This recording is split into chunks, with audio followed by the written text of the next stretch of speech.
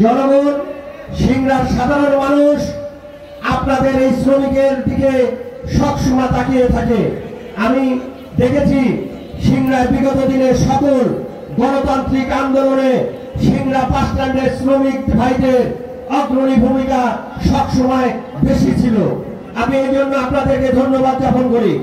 আমরা বিগত স্বৈরাচার সরকারের আন্দোলনে যত আন্দোলনে আমরা কাজ করেছি, আমাদের সাথে আপনারা শ্রমিক ভাইয়েরা বেশি ছিলেন।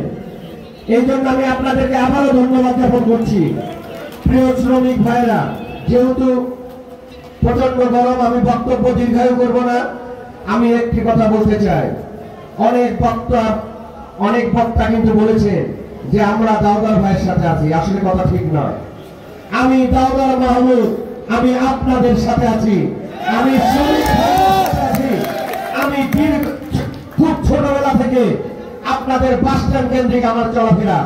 বাস স্ট্যান্ড এলাকায় যত শ্রমিক ভাই মুরব্বীরা আছেন, আমি খুব ছোটবেলা থেকে তাদের সঙ্গে জড়িত। আজকে আমার সামনে অনেক মুরব্বী আছেন।